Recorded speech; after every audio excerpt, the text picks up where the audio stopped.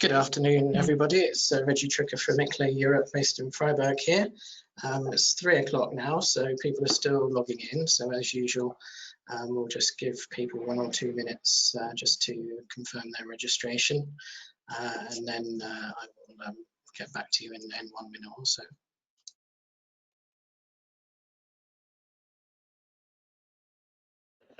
Hello.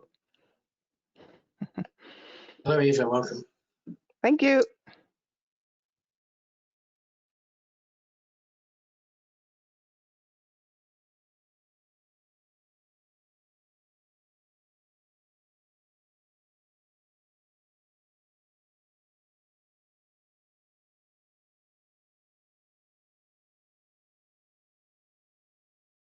Okay, I'll make a slow start now. People are logging in. So again, welcome to the webinar. This is part of the GreenCharge project, and today is the second in a series of 5 webinars that we're running with GreenCharge Uptake Cities. And the focus on this particular topic is producing roadmaps for electric mobility. So just advance the slide. Right, okay, welcome to everyone that's on the call. We have representatives from the Uptake Cities associated with GreenCharge, and we also have some guests from MISTA and the US Protection Agency and GreenCharge partners, but this is basically an internal webinar, but we welcome everyone that's interested in the project and is here to hear what we are intending to achieve. Just for a recap, for those of you who are not familiar with GreenCharge, we have 3 main objectives, so I'll just run over these very quickly. The first is power to the people, so it's looking at how we give users of electric mobility devices power to organize how they charge their vehicles at different times of the day or in different places. The second is really central to GreenCharge, which is the delicate balance of power. So this is about how we balance the availability of energy with the demand for energy, and part of that is, a big part of that, in our opinion, is the need to integrate renewable energy into the electricity grid that supplies electric vehicles. And the third objective is looking at the financial case for electric mobility, so ensuring that all stakeholders in the electric mobility system have a viable business model that supports their enterprises. So just a reminder for the Uptake Cities in this call that we the objective of having you involved in GreenCharge is to help you develop a roadmap for your city, and this is why we're running this webinar now. And we would like to help you integrate the roadmaps into your SUMPs. So GreenCharge already has a brochure on sustainable urban mobility planning, and we'll be devising some more detailed guidance on the basis of the work that we do with you. And we acknowledge that every city is coming from a different starting point in this, and we're looking to see how we can learn from each other. So on today's call, obviously myself, you've seen and heard from already. My colleague Elma will be doing the first presentation and overview of roadmaps. We have Rainer from City of Hanover, and we also welcome one of our uptake cities to present, Eva from City of Stockholm. Also on the call, we welcome representatives from the Meister project, so I'll be speaking to Patricia later in the call, and we also will hopefully hear from the US Environmental Protection Agency to see how practice in Europe contrasts or compares with the type of work we do here. So just as a recap of today's agenda, we have two 15-minute presentations and a discussion. So if you can make sure you leave your questions as they come up within the question window, that would be really helpful for us. But we'll also open mics later on for you to ask questions verbally, because this is quite a small group, so I think that will be manageable. And finally, we're looking to try to make it interesting for you by doing a mural exercise, which is a piece of software that we can use to share information on screen with one another. But if that doesn't go quite as planned, hopefully you'll forgive us. But in these times, it's good to try new ways to interact with one another. So just waiting for the slide to advance. So engaging with the webinar, as I said, there's a question box, and we will also be monitoring the hands being raised. So either way, feel free to interact with us, and we want to be quite informal, so if you could just use the question or chat box at the moment just to introduce yourself, who you are, what country you're representing, and even what the weather's like if you want to, so we can understand who we have on the call. This webinar is being recorded, so for data protection reasons I need to tell you this. Obviously it's mainly the panelists that are showing their faces, but if you want your comments or your voice to be revoked from any recording, please let us know. We won't be making this webinar public, this is not intended, but we will be uploading it and sharing it around to participants of the webinar, so you can also share it with colleagues. So just bear that in mind, and either contact me or use this address if you have any concerns over that. So I see a couple of hands raised already. Elma, is there anything that we need to attend to? No, I don't see anything. Okay. Carmo, you have your hand raised. Do you have anything you want to say now? I've unmuted you.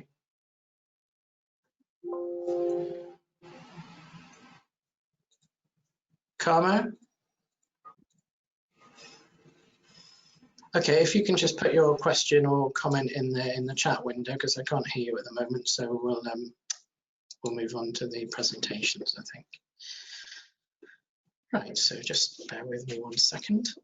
So I'm now going to hand over to my colleague Elma, who is going to do an overall introduction to the concept of roadmaps. So over to you, Elma. Thank you, Reggie, and hello, everyone. I'm very happy to join you today. Before we get into how e-mobility was approached in Hanover and Stockholm, let's discuss what exactly is a roadmap. A roadmap's name is derived from a road or a street map, as it refers to an arrangement of connections between various developments over a period of time. While we do recognize that different understandings exist regarding what a roadmap is, we refer to it here as a strategic plan that defines how a desired future scenario can be achieved over a specific time frame and within a particular area, such as an urban context. A roadmap highlights the steps that need to be taken and the timing that is required to complete each of those steps. They further sometimes also point out that different implementation barriers and potential drivers that should be taken into account. The result of such a road mapping process is usually a graphical representation that links a current situation with a desired future one via, for example, technologies, products, policies, and knowledge. It's important to acknowledge that roadmaps can take different forms. We have done a little review and found 2 examples to share with you today. The first of these is a roadmap that was developed by the city of Fort Collins, which is located in the state of Colorado in the United States. The roadmap is part of the city's overall transport strategy, which seeks to make transport not only convenient and more accessible, but also cleaner. The roadmap was developed to allow the city to identify measures and the related actions that it could implement to increase the use of electric vehicles throughout its community, as well as northern Colorado more broadly. As you can see in the graphic, Fort Collins organized the different strategies it aims to implement into 7 categories. These are outreach and education, city planning and regional coordination, emerging technologies, policies, incentives, utilities, and leading by example. Each of these are further subdivided into a number of measures, some of which are planned to be implemented in the short term, such as in the first 2 years. If we zoom in further, we see that one such example is the policy measure to establish and enforce electric vehicle parking rules. Some of the measures, however, are planned for the medium term, meaning within 3 to 5 years, such as the measure to incentivize consumer electric vehicle purchases and increase electricity for electric vehicle charging. This is exactly where GreenCharge can come in through the renewables. There are further other measures that are planned for the long term, namely within the first 10 years of the time frame, such as encouraging electric vehicle ride hailing and car sharing, and upgrading electricity distribution infrastructure. Now we can move on to another roadmap. This one takes the form of a multi-layered chart and illustrates a variety of aspects and the relationships among them. The roadmap is from the I3 Food Project, which developed a roadmap for the rapid and easy market uptake of food processing technology. Useful to keep in mind here is that to the right of the roadmap, there's a small key that marks that all boxes colored in green represent drivers, while all red boxes represent barriers to market uptake. If we zoom in, we can see that what is also really neat about this roadmap is that way at the top, it highlights the words predictable, foreseeable, and probable to show that we can only predict the future up to a certain point. This is especially true if we think about the current COVID-19 situation. As a result of coronavirus, we can't say anything about electric vehicle growth with certainty at the moment. Another really neat thing about the roadmap is that it includes a section that illustrates the projected framework conditions in terms of market, technology, and policy. It goes on to further summarize the potential barriers and the opportunities that might present themselves under each framework condition at various stages of the time frame. Then, illustrated right below in the roadmap are also measures to address these different barriers and drivers. Roadmaps are advantageous in that they are a great way to present complex and interrelated information in a single image. Furthermore, they support strategic communication both within local authorities as well as the public. As we saw from the 2 previous examples, there are many different ways to develop a roadmap. A vision provides a foundation for a roadmap and can therefore be set first. Not only does the vision describe a desirable future, but in doing so, it also provides a direction in which to move towards. The direction is then further described by more specific and ambitious goals. In further steps, the contributions of the different measures towards reaching a desirable situation are classified, some necessitating physical investments, while others require only procedures. Packages of similar measures, or measures that reinforce one another, will help to strengthen the impact. As we will see in the next slide, the various practical issues that relate to measure implementation are considered. It's important again to mention here that once a roadmap is developed and in operation, it's recommended to revisit it periodically to monitor the progress and any challenges to implementation, as well as to adjust the roadmap to the evolved landscape. To illustrate some of these steps, we again take the example of the city of Fort Collins. To the left we have a table that illustrates the measures that the city included in its roadmap. The measures are grouped into 7 categories, and each green row below represents one of these categories. Within each category are a number of measures, and the table illustrates how these are linked to the city goals, which are listed in the top row. Fort Collins also included information pertaining to the specific actions to advance the measure, the lead departments that are responsible for overseeing that it is carried out properly, the key partners to be involved, a timeline indicating when it should be properly implemented, the budget and the staff time that is required, as well as the potential impact of the measure with regards to bringing the city closer towards the desired scenario.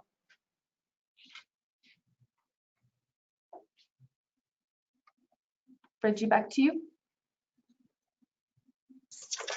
Okay, thank you, Elma, for that interesting presentation. So we would like to find out a little bit more from you in terms of what you have in terms of an electric mobility strategy. And to do that, we're going to try launching a brief poll. So let me launch this now. And this will basically try and find out what kind of electric mobility plan you have. And this is anything from a one-page diagram to a chapter in your SUMP, to a standalone electric mobility plan. So you should be able to see a poll on your screen at the moment. So I'd invite you to click on one of the options. Yes, so I can see some votes coming in at the moment.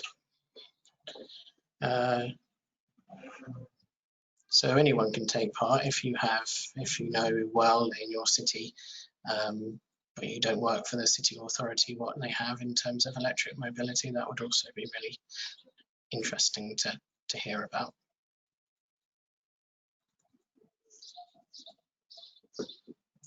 So just give it 15 more seconds.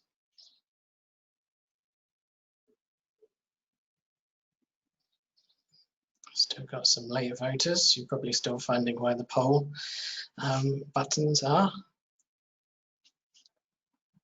Okay, we're still squeezing some more people in. 75% have voted. 5, 4, 3, 2, 1. So I'll close that poll now, and you should be able to see the results on screen. Is that true? I can't see them, but hopefully you can. So 50% said you're no, not sure. So this is maybe understandable for the wider audience, but I hope those of you involved in electric mobility have a good handle. So the second most popular option is having a chapter in a SUMP. So this is probably, as we know, the more common way to approach things. It's interesting that 17% have a standalone document.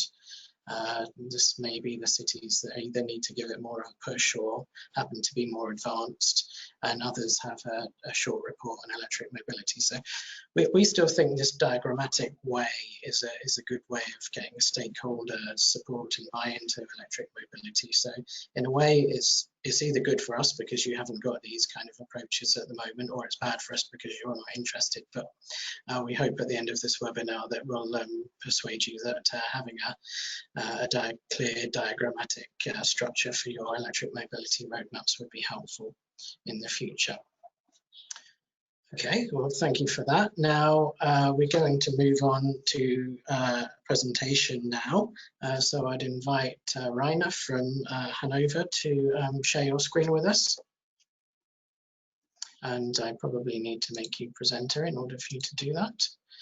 So just bear with me 1 second. Yes. Okay, can you hear me? We can hear you, Rainer, yes. Okay, 1 moment. I will find the presentation. So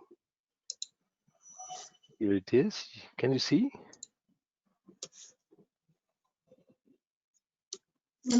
I cannot see it yet, no. No? 1 moment.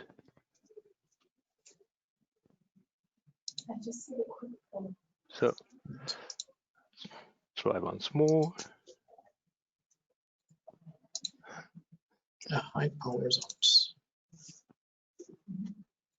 So one time more. Yes, success. Third time lucky. So you can see my presentation. I cannot in this moment, but I will now. So hello everybody from Hanover, Germany. We are situated in the not very north, but in the northern parts of Germany, where the cities are a little bit poorer and the economy is good, but not too good, especially in these times. And so let me give you a short idea of what Hanover is. It's a city that is a capital of one of the federal states in Germany, the third in area and in inhabitants. Hanover is a 500,000 inhabitants city, situated in a region that is double that big in inhabitants, but more than 10 times bigger in area. We are suggested as a city that is with a good quality of life. What is the meaning of the inhabitants? And we have several universities and are a very good student city. And yeah, what do we have more? We have climate protection with a long tradition. We have administration made for this since the 90s, and we now are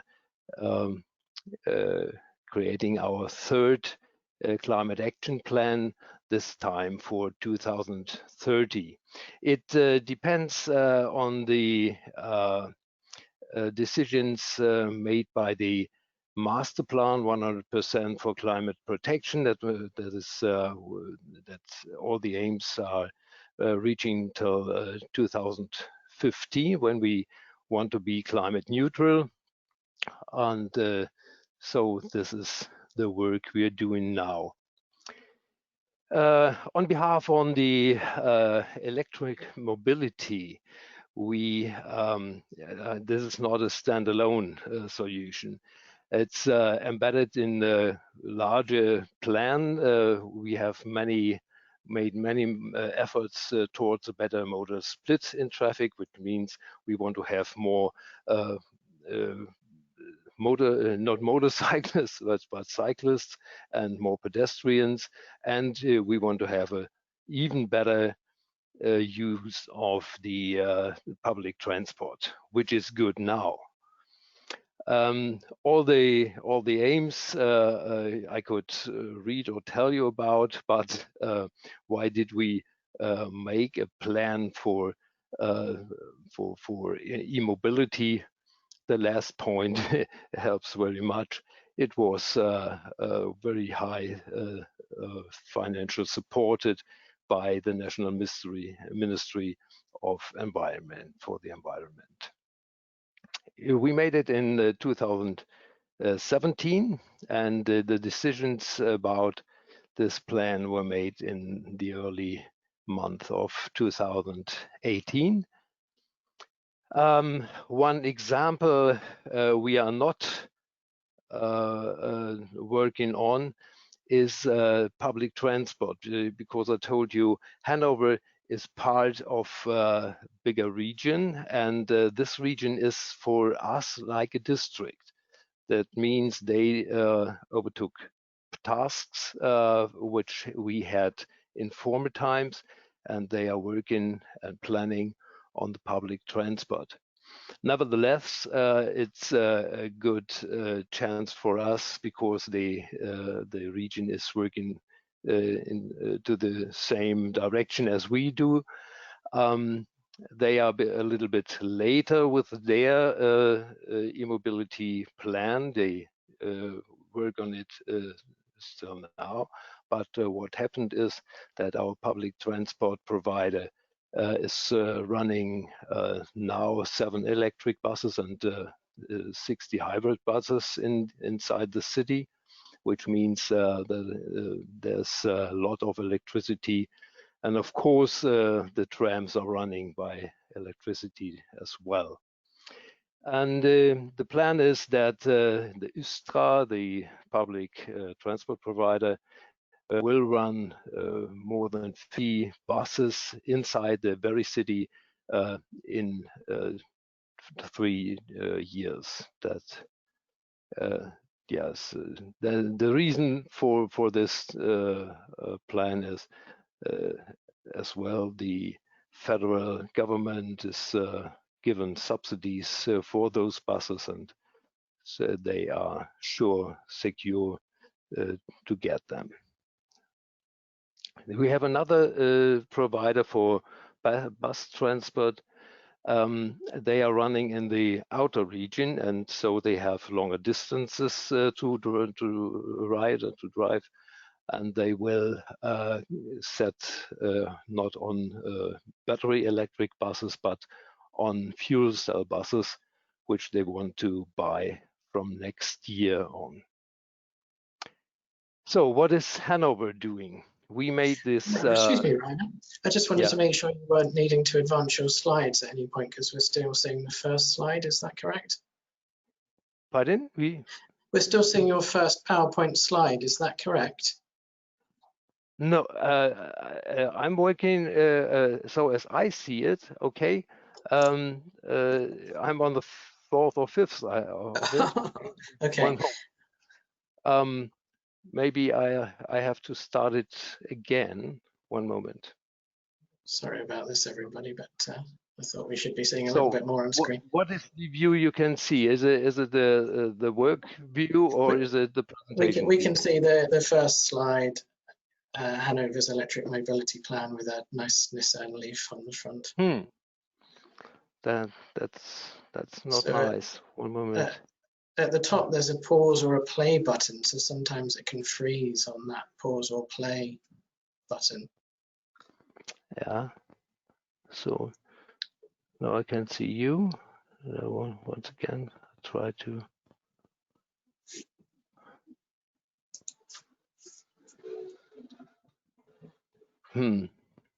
I have a copy of your presentation that I can run from here, if that's easier. Yeah, would be nice. Yes, if you tell me which slide you're on. Sure. No, I'm not sure you have the last one. No, but one. Sorry about this, everyone. We always get these small problems with webinars, unfortunately. So I'm very sorry about that. Yes, I'm sure you haven't been able to illustrate your presentation.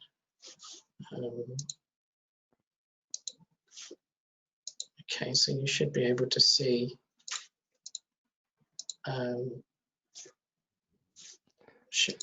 So maybe you have it from the email from yesterday. Yes. I just sent you the newest one. So which one would you like to go to? You're right here. The newest. Yes, this is the newest slide, but which number would you like to start with? I would like to start with number 2. I'll make it short. It's just to show you what happens. So this is what Hanover is, and you can have an idea of the city and its Lake Maschsee. The third, if you go there, that is what are our motivations and aims. What are we working on? And that was what I told you. E-mobility concept is part of greater concept for improving the traffic and mobility in Hanover. The fourth would show you the buses and trams our provider is running. And on the photo, on the second photo, that is that shows 2 buses. You can see the charging devices which are going over the roof of the buses. That is special, and they combine it with the electricity of the trams, because they get it from the grid of the trams. That is 10,000 volt, and it's DC already, and so it's perfect to charge buses with this. And in more combination, we will combine it with our public charging devices. And the 5th is showing you now what I was telling at last. It's our e-mobility concept, and this is about the content. We made 3 main chapters which I would want to call e-driving and charging, and the main thing is, of course, about charging. That means we have one topic that is how to bring the charging infrastructure into the city and make it run. The second is make the municipality an idol, going ahead for showing we are fond of e-mobility, and we run it and we buy it ourselves, and we use it every day. That means we have to buy electric cars as soon as possible, and as many as possible. You know, it depends on the models the car and vehicle providers yes are offering. And for instance, the bigger devices you cannot buy now. For instance, trucks and bigger trucks, and some kind of special devices for the firefighters or something. But we are watching the market and trying to get as many as we can. And this means, on the other hand, we must have the charging devices for the municipal fleet. And what we want to make is to make our staff charging on the workplace when they when they are in their offices and on their working places. In the 3rd main chapter, we called it Creating Awareness.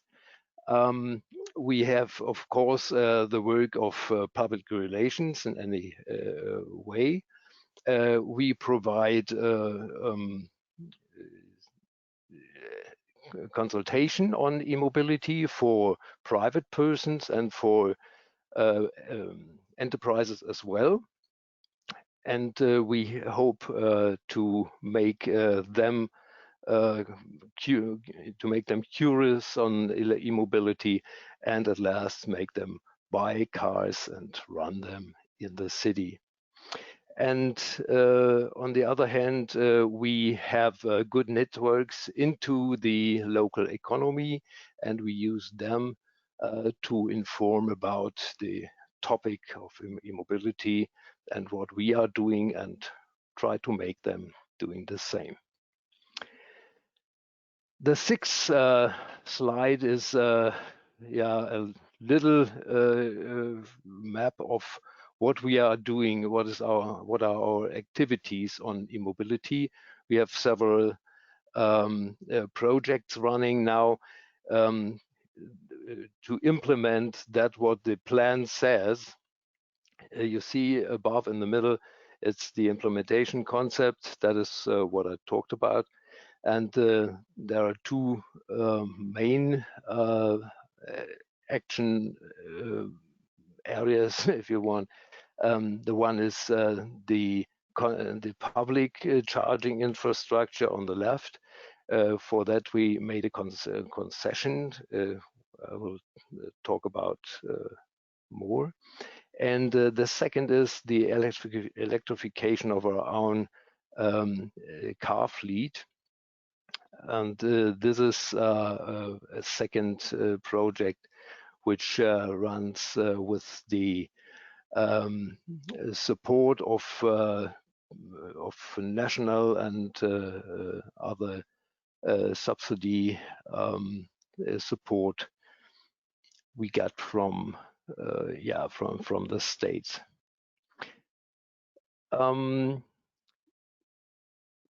In the seventh slide, I will tell you about the concession itself.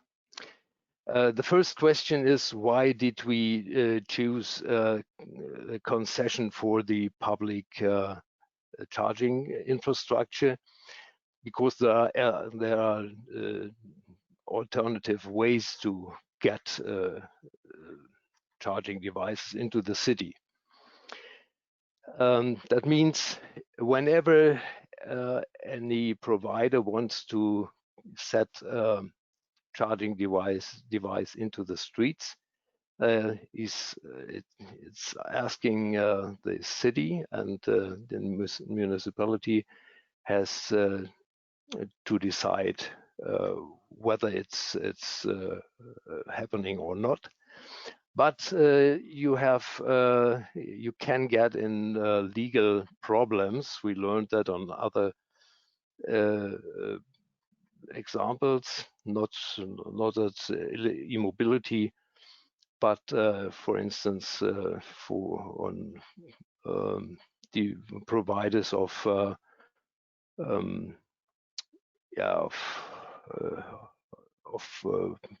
placards and something. So we decided to call for tenders of this concession, because we can rule some things we could not rule if we had the single permits. And part of this, we demanded for 480 charging points in Hanover, in public and semi-public spaces. And at last, when our local utilities won the tender, so we, as the best bidder, we made them sign a contract, and they will provide these 480 charging points. We are a little bit behind the plan, because we cannot solve all this until the end of this year, what was our plan. But on several problems, not at last the Corona problem, we will have a longer term to implement all these things. The special thing on the public charging infrastructure is that our utilities in the city will pay all. So that leads to the next slide, the 8th. This is about cost and financing. If you calculate, you will find cost is not the same number as financing, because there are different topics inside. But it's an overview over some examples that are standing for the main cost. For instance, the public and semi-public charging infrastructure, which is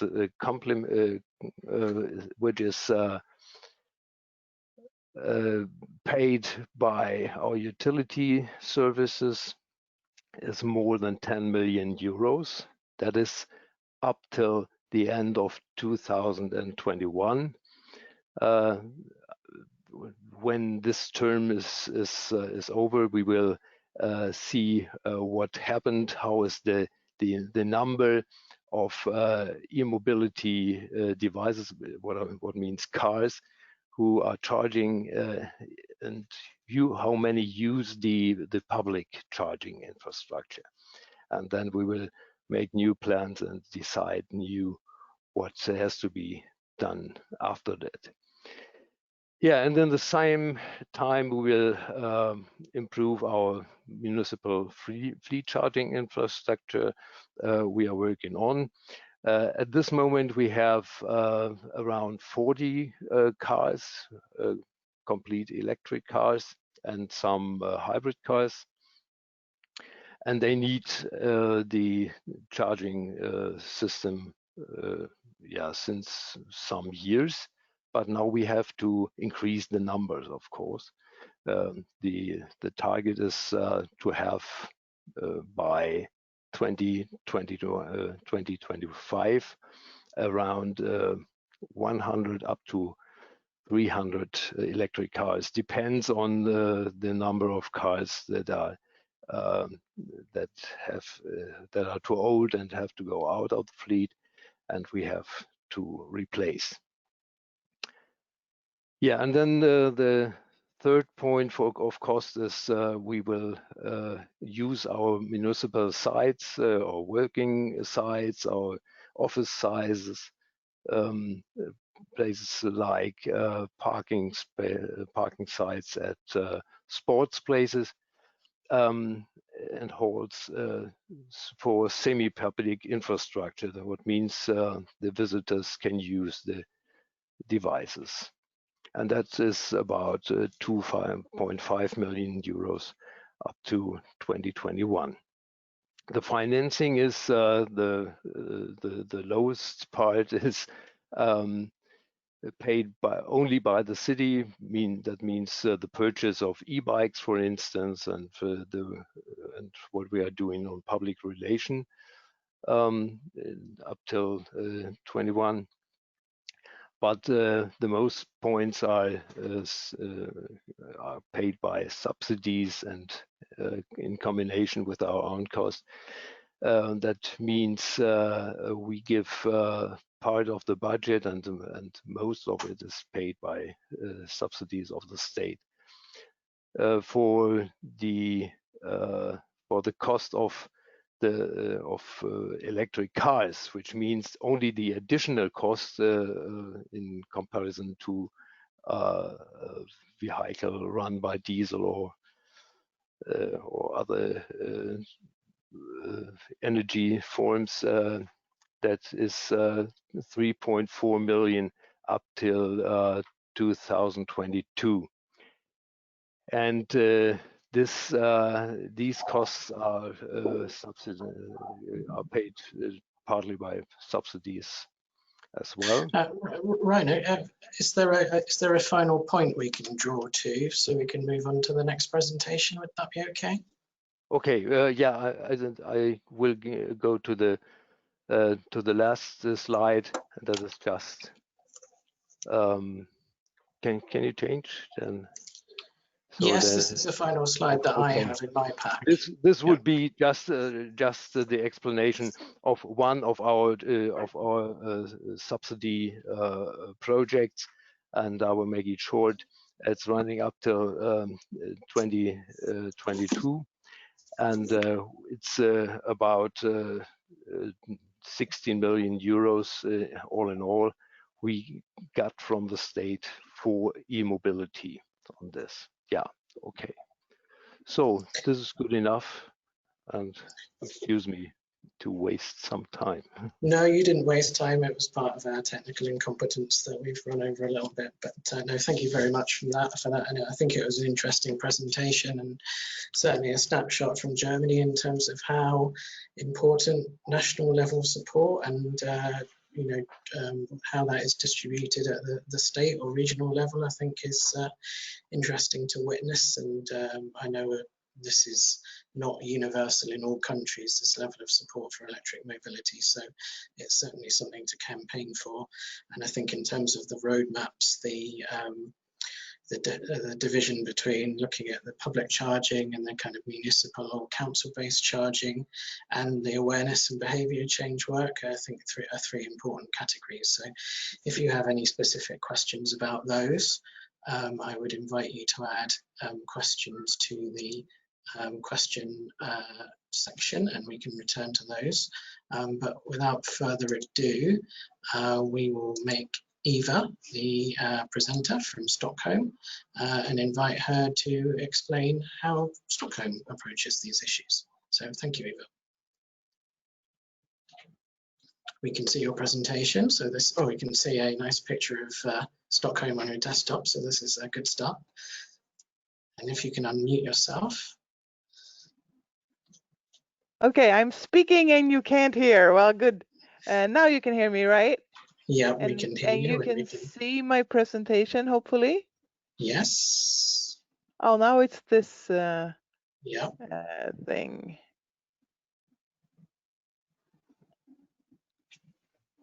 And now you can see it. Yes. Good. Okay, and why do I see your? Oh, okay. Okay, this will work. Okay, thank you very much for having me here today. I'm going to present the work that we do on e-mobility and like the roadmap, or what I should call it, in Stockholm. Just first, some word about Stockholm. Okay, there's almost 1 million people that lives in the city. However, it's slightly over 2 million in the entire Stockholm region. As you can see, we have 350 cars in the Stockholm municipality. About slightly over 20,000 of those are electric. In the region, there's almost 1 million cars, not really, but there's about 50,000 of them that are electric. Stockholm is built on 14 different islands and connected with 54 bridges, and this is part of the beauty of the city, but it's also part of the transportation problem because there's limited access in between the islands, and for transportation it can sometimes be like a barrier and cause congestion and so on.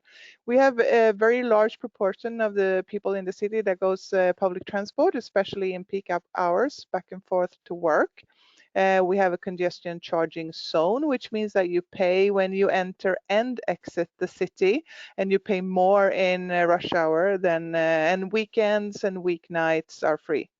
We also have an environmental zone for heavy vehicles, and we have since the beginning of this year one street also for cars, an environmental zone. And we have improved air quality in the city. We still have some problems with NOx, especially on this one street and some other places. And we aim to be a fossil fuel free organization by 2030 and a totally fossil fuel free city by 2040. So we actually purchased the first electric vehicles to the city fleet in 1994. And we had a lot of electric vehicles in the 90s, and we had some EV fast charging points. For instance, we had 4 of these fast chargers. You can see me in a slightly older picture from the end of the 1990s when I'm fast charging at one of these 4 units that we had at this time. We were very eager to be on the go with this new round of electric vehicles that started to come in the late 2000, around 2010. So we actually wrote our EV strategy then in 2009, which I would say would be like this roadmap that we're talking about now. And in 2010, we started a national EV procurement together with other municipalities in Sweden and also together with private companies. And we purchased actually over 1,000 electric vehicles together in that procurement. And that was actually to draw attention to Stockholm and to Sweden and to make sure that these vehicles came early to Sweden. And we actually managed to get vehicles early because of this procurement activity that we made. And we were also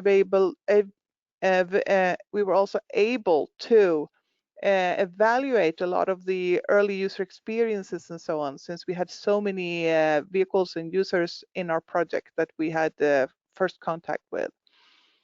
So we also did a very good survey in 2013 among EV drivers in Stockholm to find out where do they want to charge, how do they want to charge. And at that time, we could actually send a survey to all the EV drivers in Stockholm. Now, when we have 20,000, we can't really survey at the same way, but I will come back to that later. And in 2014, we started with on-street charging, and I will come back to that. So our goal on a long-term basis is that it should be, you should have access to public charging. It should not be a hinder when it comes to exchange your cars to electric vehicles in Stockholm. You should feel fine with having connection to charging when you need to and where you need to. And the short-term goal is 4,000 public charging units until 2022. And I should say that among those 4,000 public charging units, the politicians have said that 2,000 should be like off-street in parking garages, and 2,000 should be on-street, outdoors, by the road, and so on. So our very good company is the Stockholm Parking Company, which is a company 100% owned by the city, and they run a lot of parking facilities in Stockholm, both garages in the inner city and outdoor parking in the outsides of the city. And they have been very good at putting up charging, and they have around 1,300, 1,400 charging units, places where you can charge your car indoors in parking garages like the one we see here. And they also have parking at sports arenas, at schools, and other public areas where they run parking. And they always, when they build new parking facilities, they always introduce at least 20% charging, and they also put up charging in their already existing garages and outdoor parking places. And they also help you if you that's not public charging, but if you rent a parking spot from them and you pay by the month, or you have it like on a monthly basis, then they will actually put up a charging unit for you if you want to. But that's not public, but it's still good to know. So they are right now they have they're working on their 4th garage that will have 100% charging, like all the parking places will have charging. So they are really aggressive in this field. So we have also then started to put up charging on street, and the first ones came up in 2014, and they were just fast chargers. And we put up quite a few of those. And then now we put up what we call charging streets, which is, you see several charging units side by side along a road, like what you see here in this picture. And sometimes it's a combination between fast charging and normal charging, and sometimes it is normal charging.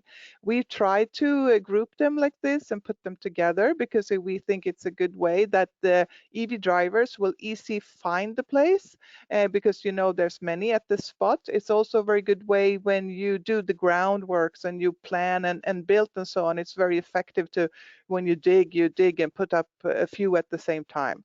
So we try to find these locations that can also grow even more in the future. So in total, we have around 200 charging units on street at the moment. And we sign access right agreements with private actors who put up charging at their own expense, and they get the access right agreement for free, but they pay for everything. What the city pay for is for the road signs. We pay for the sweeping and cleaning of the streets, and we pay for the parking control. But the rest of the expenses, it's paid by the operators. And we have mapped the entire inner city to find good locations for these charging spots or these charging streets.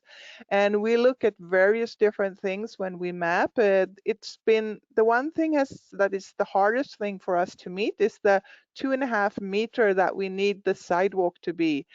So it needs to be 2.5 meters between the the facade of the house and the charging pole, because we want to be able to sweep the streets and clean the streets mechanically with machinery, and then you need this type of room. We have now found 5,000 possible locations on street in Stockholm, and we have marked them on the map, and we have made it available for different operators to come there and to reserve and sign agreement with us and then put up the charging. So we have 5 different actors that we have signed agreements with so far.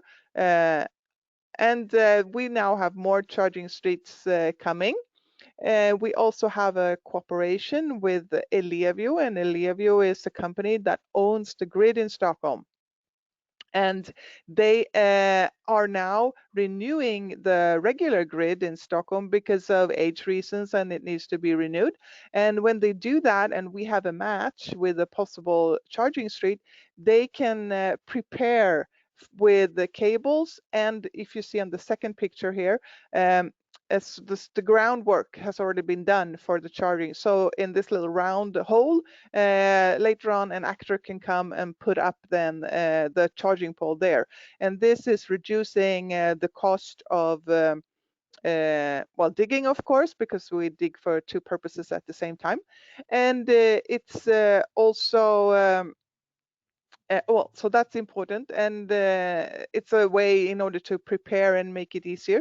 And also Ellevio on these streets, they also give a charging tariff that is slightly lower than the rest, because of it's cheaper for them to establish, but also it's a capacity thing. So this way you get a cheaper rate, the operator gets a cheaper rate, but then also Ellevio can control and go down in capacity 175 hours per year. So on cold winter nights in Stockholm, when we can have some grid problems sometimes, maybe the charger will go down to just half or something like that. That's how you control it. It's actually an agreement between Ellevio and the operator. So we evaluate from year to year how these charging streets are working, because we get the data both from Stockholm Parking Company and from the operators, so we can put together the statistics. And I have a report. It's also available in English. So last year we had 130,000 charging sessions. The number of electric vehicles have increased, and also the number of charging sessions has increased even more, actually. And we can still see that the public indoor parking is most popular, but they also have the more charging places, like I said before. And I should say that not all the indoor parking or charging places by Stockholm Parking actually are smart meters. So we don't have the data for all of these 1,300 chargers that they have.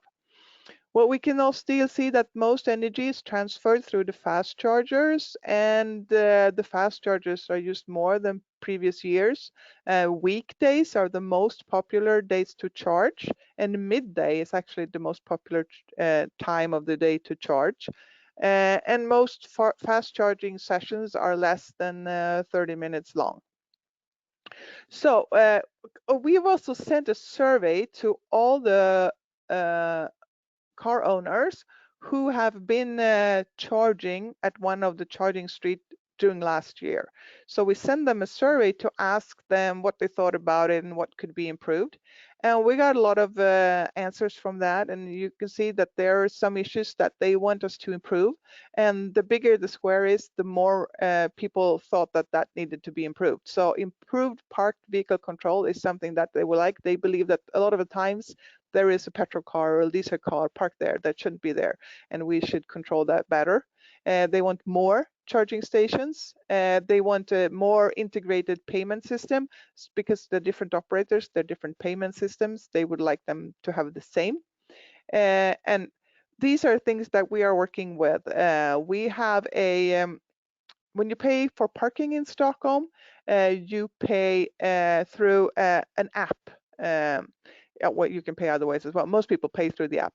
And this is, we renew the contracts with the companies that runs the app. And in the renewal that's being done at the moment, we are then also telling the contractor that they need to start working with an integration so that you can also pay for charging in this parking app that we have. So then we can transfer the money from us to the operator.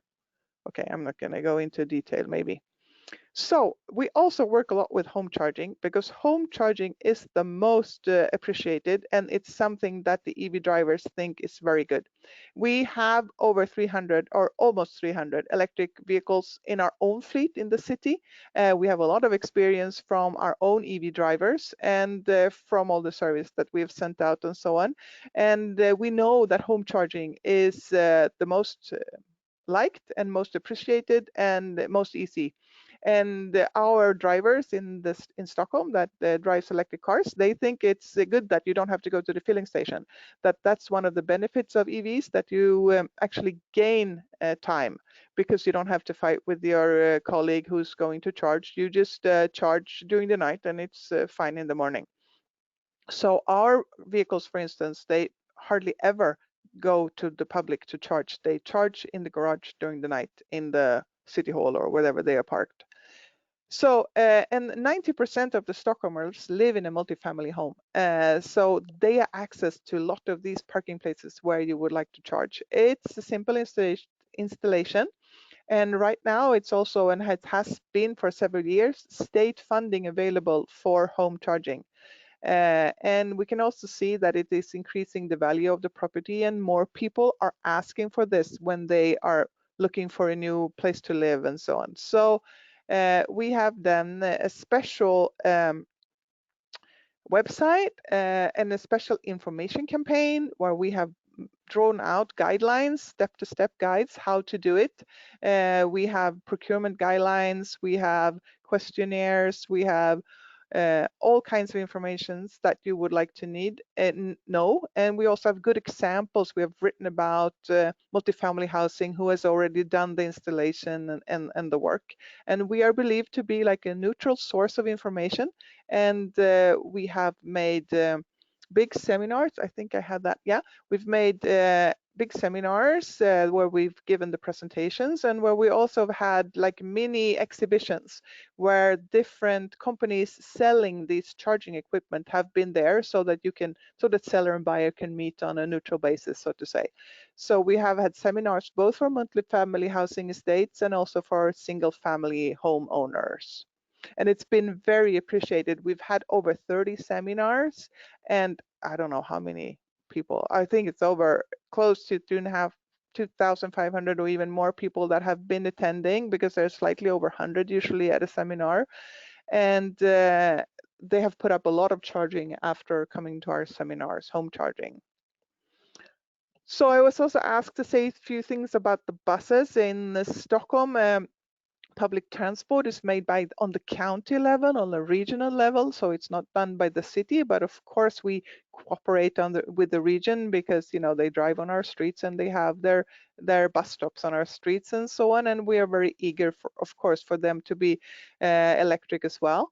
But when it comes to this, so we have been participating in a big study that the region has done to see how they can electrify their fleet and where they would like to have their charging. And they have decided that charging the buses will mainly be done at the depot, because it's easiest for them, and they control the whole situation themselves.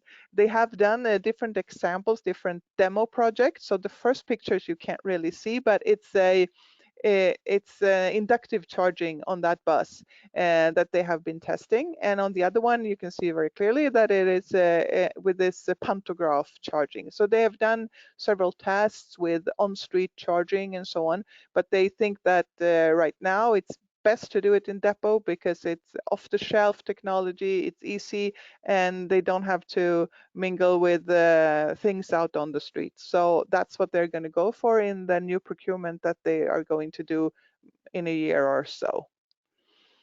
So some more examples.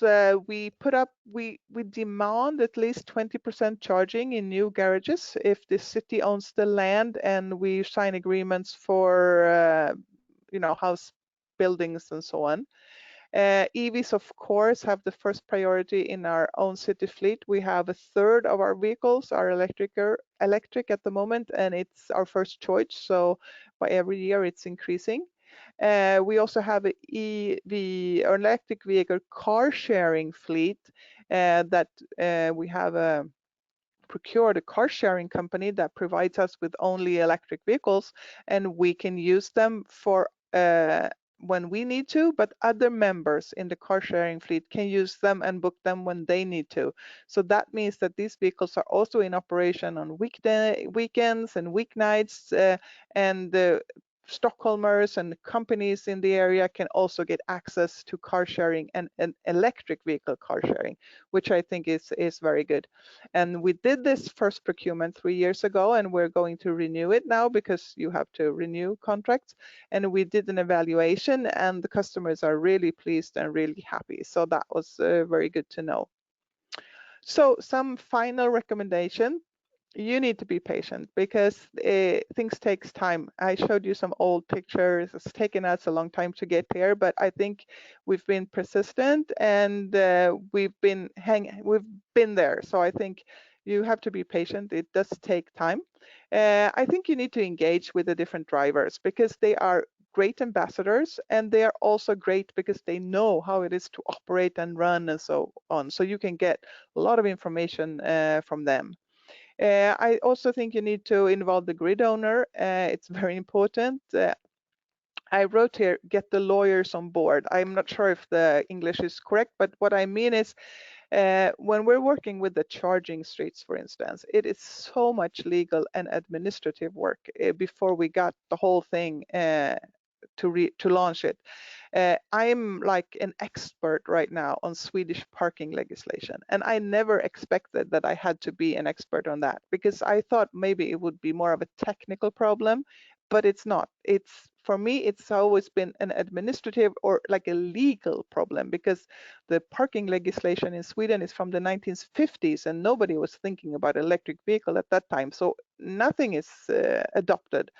And I think that's what you experience when you do things like this, that the legislation probably is not adopted also in your city, but it will be on another dimension and in another way. But the lawyers are important. So, or legal people. Okay, so, okay, try and demo and test as soon as you can and in small scale and make all the mistakes, and then you can go big. And of course, exchange your experience and learn from others. I think that's also very good. So my last slide is a little funny picture because when I was looking for the first picture that I had in the beginning with me charging at this old fast charging station, I found also these pictures, and they are about 10 years old, and it's me and my family renting different kind of EVs going on vacation because I live in the city and I don't have a car. I mainly bike, but of course I need a car sometimes, like when I want to go on vacation. And since I work in this field, of course I've rented an electric vehicle as soon as I could get my hands on it. And I think that's one of the big recommendations for me. You need to get people to test drive. You need to get your own organizations to test drive because maybe you've heard about the EV smile, you know, when you drive an EV for the first time, you get very happy because, oh, it's so good. So see, this is me and my family, and we're all very happy in these rented electric vehicles. So that's what I think you should do. So that was my presentation. Thank you very much. Wow, there was so much really good information there. Thanks, Eva. And you're the kind of transport planner that lives and breathes their work. So you're the kind of person that I like to have. Well, in this small group, I dared to share these slightly funny vacation pictures. Yeah. So there's an awful lot to cover there, but I think we're a few seconds behind time. So I think I would like to move into the questions because there are some really interesting questions that have come in for both Rainer and Eva. So if I could ask Alma to summarize as many of those questions as we have time for, and I'll invite Eva to stop sharing your screen. Yeah, how do I do that? I'm just don't know where to. Maybe I can just say you can just take control, I hope.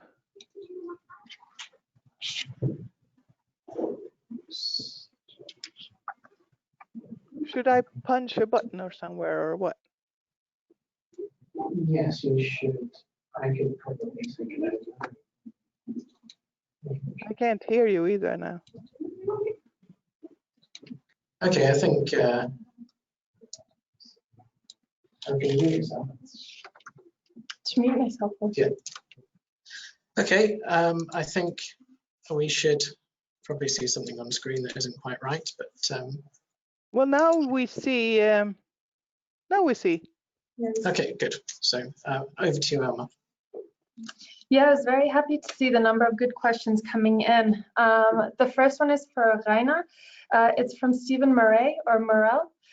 E-buses also utilize the tram power source. Assuming that both modes serve different routes, does such charging occur at bus and tram interchanges?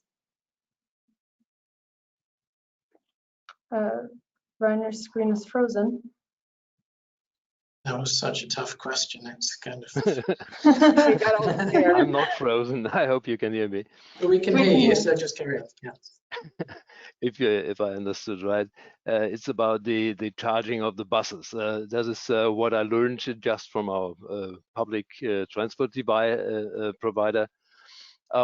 So we have of course, a grid for the trams, and this on some spots the buses meet the trams at some stations, and at one of these stations where is a terminal point for the buses, they have those pantograph stations as well, as Eva told from Stockholm. And so at this point they take the DC electric power from the grid of the trams and lead it into the buses. And the next point would be to make some fast charging stations for the public as well with it. It's a cooperation with our utility provider, and so we hope this will run in some month. Is this the answer to the question? Thank you, Rainer. We can proceed also. There were several questions for Eva. The first one was from Jose Mercado, and the question is, what was the main driver for the early city fleet development in Stockholm? Well, actually, I would say that in the 90s, it was air quality and it was noise. But now I would say it moved more towards CO2, but I would say now it's actually all three. So it's both CO2, air quality, and noise. Yeah. Thank you, Eva. Go ahead. And also like energy efficiency, of course. Yeah. Mm-hmm. Thank you, Eva. There's another question coming your way, this time from Diana Galperin, joining us from the US. Are there human considerations like proximity to services, etc., for the charging street, or is it just infrastructure? I'm not sure I understood that. What was the first? The question is, are there human considerations for the charging streets, or is it just infrastructure? What do you mean human considerations? She listed an example such as proximity to services. Oh, okay. Well, we're talking in Stockholm. So, I mean, in the beginning, we were thinking, okay, you need to be close to something. But I mean, we're talking in the city of Stockholm, it's close. Everything is close. There's some, there's services everywhere. So we have actually, when we have mapped the street, we've more looked into where does it work, like in a parking or like in a traffic point of view. For instance, we're not supposed to have bus lanes or bike lanes there fairly soon. We don't have, we look out for pedestrian lanes. I mean, there's other things that we think is more important. And then we have these places where this can be. So we try to find places that is not going to come into conflict with others. And since we have so many, then the market can choose themselves which ones they think are the most attractive to maybe the user. But I mean, there's services very close to all these locations. And if we have time for one more question, Stephen is interested to know whether the model used for Stockholm's car parking company. Stephen is interested to know the model that was used for Stockholm's car parking company. Was it a private company that was working to a contract or a municipality-owned company? Furthermore, did the parking spaces and buildings already belong to the municipality? Well, the Stockholm Parking Company is an LDT. It's like a company, but it's 100% owned by the city, and their objective, or what they are there for, is to provide parking places. And so they also now provide charging with the parking places, but they are supposed to give a revenue to the city. They are supposed to give a certain percent of their revenue. They're supposed to give the revenue to the city. So and it's also that they need to work on commercial basis. So they cannot rebate or anything, because that means that they will hinder other private companies, because they're other private companies. So they should function just like any other private company. It's regulated. They can't just do whatever they want it and lower the price or something like that. They have to be like on the market, play on the market as everybody else. Okay, brilliant. Thank you for that. And if there are any other questions that come in, just drop them in and we'll do our best to follow up in some feedback after the webinar and document some of this knowledge that's really helpful. So moving on, we're slightly behind time, but we'll try and wrap up within the next 15 minutes. I would like to invite Patricia from the Meister project. So the way the Horizon 2020 program is organized, there are often kind of sister projects. So GreenCharge and Meister are running together to service the same research and innovation agenda. And it's interesting for us to hear what Meister can offer. So I will invite Patricia to share your screen if you have any slides you would like to share with us. And start by asking you, what's the role of Meister in terms of integrating e-mobility into urban mobility planning? Hello, good afternoon. Can you see my screen? We can indeed. If you could put it into show mode, that would be even more helpful. Perfect. Okay. Yeah. First of all, I would like to thank you your invitation to this webinar. Of course, it's a pleasure for me as a project coordinator of Meister to be a panelist in this interesting webinar. As GreenCharge is a sister project of Meister. Okay. So just a few slides in order to introduce in our project, and then of course I will answer your questions. Here you can see in the map the different partners of our consortium and our pilot sites, our cities. There is Stockholm, as Eva has presented before. Stockholm is also part of Meister. It is Berlin and it is Malaga in Spain. And the rest of the partners that are part of our consortium, we have industry partners, research partners, and a housing company in Berlin. Just to show you our main objectives in the project. Here you can see our 4 main aims or objectives. And the first one is defining sustainable business models for electromobility. Second one is e-mobility, to develop an e-mobility interoperable platform. The third one is the one that is more related to the topic of this webinar, because it tackles the integration of e-mobility in the city zooms, in the sustainable urban mobility plans of the cities, by means of a product that I will talk about it later on. And the last aim or objective of our project is the smart grid integration of EVs. Maybe I will explain about our our products, the products we develop, the main products we develop in the project that are related to this integration of the e-mobility planning in the SUMs of the cities.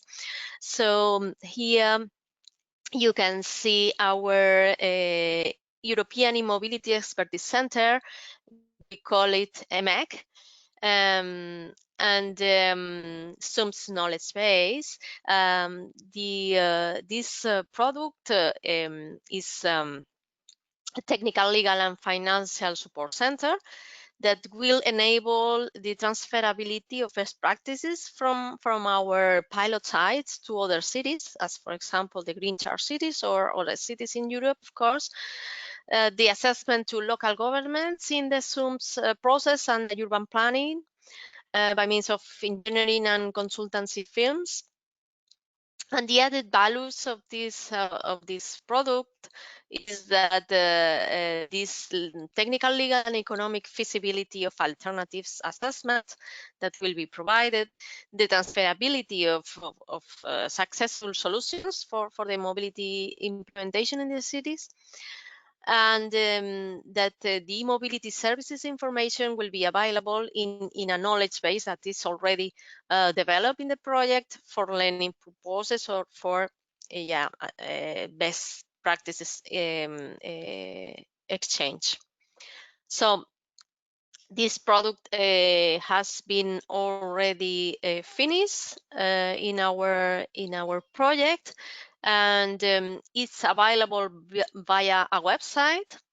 So one can check in this website. You have here the link, and you can check some details about this e-mobility expertise center. What is our mission, our values, our vision, what more about the project, of course, and all these things. The main information of this knowledge base will be available soon.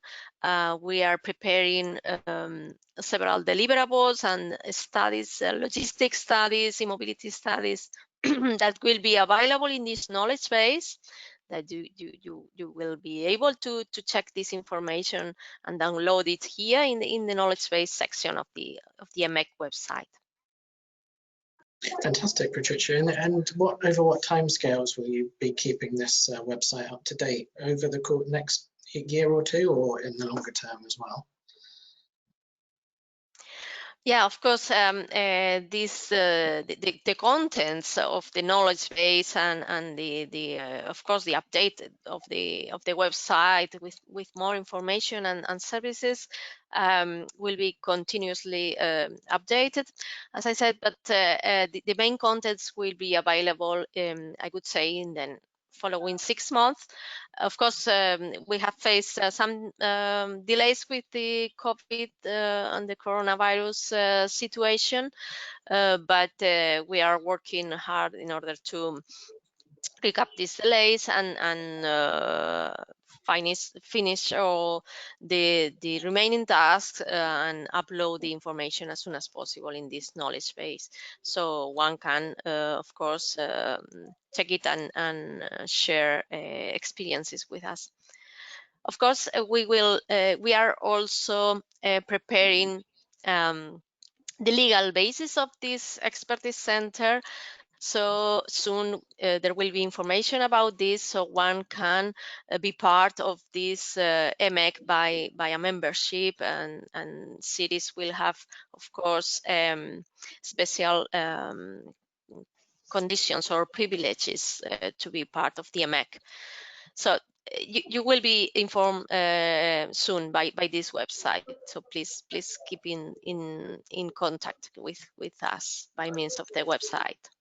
Okay, that's perfect. I think that's what we have time for on Meister for now, but I know you have a longer presentation, and if that's okay with you, we'll share that with the participants of the webinar as well, and that will provide a bit more about the overall structure of Meister and all the different work packages and deliverables that you can look at. So many thanks for that. Okay. Thank you very much. You're welcome. Pleasure. Let me just share my screen again, just to make the release. Release Patricia. Now, if Diana is willing to say something from the US EPA, that would be really helpful to see your reflections from the USA point of view, and if this bears any resemblance to the practice that you have there, or if there's another colleague from the US EPA that could put their hand up. But Diana, I've unmuted you, so if you could just talk to us for a minute or two in terms of how you perceive this webinar and how much it relates to the work that you do, that would be really good. Yeah, thank you so much, Reggie, for inviting us to this, what I know is a more internal webinar. We really appreciate being able to sit in. I know a few of my colleagues are on this, and to hear from your perspective. Thought it was interesting. Elma started off the presentation by showing a roadmap from Fort Collins, which was an interesting example. So thanks for showing how it can be done in the U.S. Of course, I'm here in the federal role, so it's a bit different from the local perspective that you all showcased, and I think that situation is similar in the U.S., where localities are really experimenting and doing a lot of interesting things, but on their own scale of the local region. So I think it's been really helpful for us to hear about from the European perspective, both in Hanover and Stockholm. The mass concentration of electric vehicles in one space it's interesting for us to really see kind of a window into the future of potentially of what could happen in other cities and learn from your experience. So that's been really helpful. Yeah, at a federal level, do you have anything like a knowledge center or anything like that that you run to help guide states, or is it very much done at the state level, the dissemination of expertise and good practice? So we do have federal resources available for people to make decisions. For instance, we have a green vehicle guide and a fuel economy website that helps compare different vehicles when you're trying to choose, both between different electric vehicles or regular vehicles. So you can choose between them. So we do have those kinds of knowledge, bases available on the federal level. We have from the Department of Energy, lots of other resources on the latest technologies. So we have some of that. We don't, to my knowledge, and maybe some other folks can chime in if I'm misrepresenting this, but I don't think we have this federal local best practices kind of program. Okay, well, this may be something we can join up on in the future and share resources and bring together some interesting components, because I'm sure there are good practices and things to avoid in both continents, as it were. So let's keep the communication open, I think. Yeah, that sounds great. Okay, perfect. Thanks, Diana, and thanks for all of you that have got up a little bit early in the USA to attend the call, and best wishes to you all. Now, we want to finish imminently, so unfortunately this mural exercise that we're all getting excited about will have to shift, but it's actually something that can be done remotely, so we will probably give you a time frame to complete the mural in your own time at your own desks, and we'll circulate the results of that back, and it's probably quite a nice follow-up exercise actually to the webinar. So in terms of the Uptake Cities next steps, we were planning to do visits this year, and as with Meister, our program has been knocked off course by not wishing to spread coronavirus around any further than we want to or allowed to. So we are currently looking at a physical site visit in Oslo in January, and this is still very much penciled in. Nothing is confirmed, but we think by this time we'll have a bit more certainty about being able to plan